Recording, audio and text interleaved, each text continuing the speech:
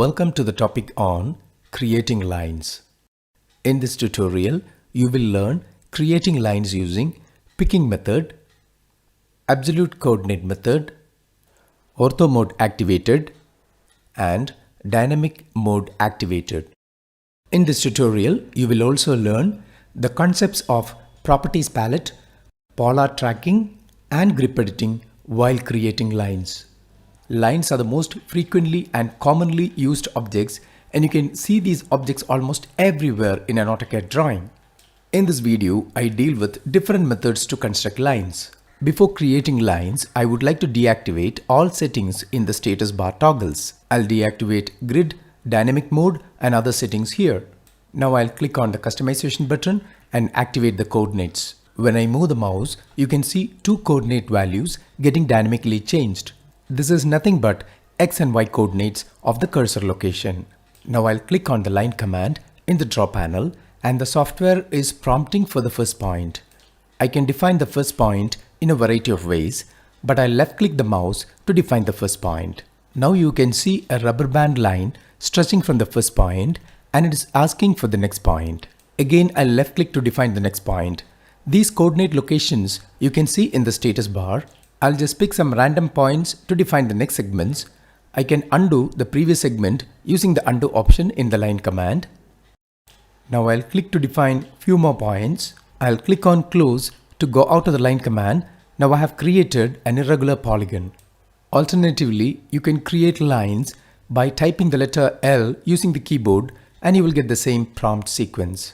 I'll give enter to go out of the line command. But you can be more productive with lines only if you can create these objects at specific locations and at predefined dimensions. By creating the simple figure of the outline of a house, you will learn the procedure to create lines at specific locations, dimensions, and angles. This is the dimension figure. When you go through the dimensions, you can see that the maximum dimension is 1200 and all the values are given in centimeters.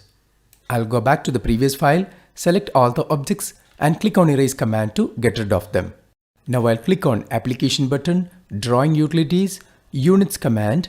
I'll set the linear measurement type to decimal, decimal position to 2 places and insertion scale units to centimeters.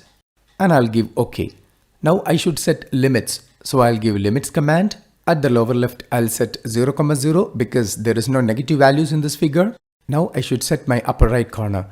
Since the maximum dimension to be plotted is 1200, I should give upper right a value which is above 1200. So let's give it as 1500, 1500. And I'll give a zoom all to bring the limits to the screen. So I'll type Z enter, A enter. Next I'll click on line command. When I'm asked to specify the start point, I'll type 0, 0. Because I want the line to start exactly from the origin. Such method of point entry is called absolute coordinate method, in which you define a point precisely using its X and Y coordinate. I'll just hold on the scroll wheel of the mouse and drag it upward to pan the display. Now you can see the origin point clearly. Next I want to draw a line 1200 units rightward. For that I'll activate the ortho mode. In AutoCAD, when ortho mode is on, the cursor moves only in the horizontal and vertical directions and its free movement is restricted. But once you turn it off, you can see that it can move freely. Ortho mode can also be activated by using the F8 function key. Now I'll type 1200. Now AutoCAD has drawn a line in the direction of the cursor through a distance of 1200 units. Next I'll draw another line in the vertically upward direction through a distance of 300 units. So I'll keep my cursor in the upward direction. Since the ortho mode is on, it will move only in the vertical direction and I'll type the distance 300. This line has got a length of 300 units. Now I'll give enter to go out of the line command. Next I'll activate this button in the status bar. It is called dynamic mode. Now I want to repeat the line command. So right click and click on repeat line and I'll start from this endpoint. When you take the cursor onto this endpoint, you will get a tooltip that it's an endpoint. That's because we have an OSnap button in the status bar which is on. We will talk more about OSnap in the coming videos. Now I'll click on this endpoint and I'll turn off the ortho so that my cursor can move in all directions. Now you can see two values getting dynamically updated. The length of the line as well as its inclination with the x-axis or with the horizontal. This is because the dynamic mode is on.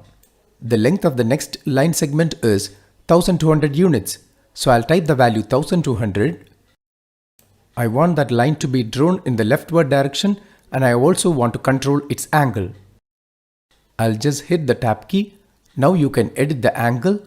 You can see that the angle is changing from 0 to 90 when it is vertical to 180 when it is in the leftward direction. Since I want to move in the leftward direction, I'll give an angle of 180 degrees. Now this line has got a length of 1200 units and it is drawn in the leftward direction. The next line has got a length of 300 units and it is drawn straight down. So the angle is 90 degrees. Since the ortho is not on, along with the distance, you should also specify the angle. So I'll give 300 and I'll press the tab key to edit the angular value. When I move my mouse in the counterclockwise direction, you can see that the angle starts from 0 and it increases to 90 when it is vertical. When it is leftward, it's 180. In the clockwise direction, it starts from 0 and 90 when it is vertically down. When it is leftward, it's 180. So you should give an angular value of 90 degrees. Next, you should draw a vertical line 350 units from the origin point. So I'll right click and click on repeat line. When I'm asked to give the first point, I'll give 350, 0. I'll define that value in absolute coordinates. So 350, then you can give comma or you can press the tab key and 0. And I have started exactly from that point. It should be a vertical line. So I can turn on the ortho mode by pressing the F8 function key. Then I'll type the distance 300. Now you can just give an enter to go out of the line command. Next we will create the outline of the door. I should start from this particular endpoint. It is given that this point is at a distance of 125 units from the origin. From that point, 210 units upward, 100 units rightward and 210 units downward. So let's do that. I'll right click repeat line. When I'm asked to give the first point, I'll give 125, 0 in absolute coordinates. I've started from that point. You don't need dynamic input for the time being, so I'll disable it. I can straight away give the values. The height is 210. Keep the cursor in the rightward direction and type 100, downward 210. And I have completed the door.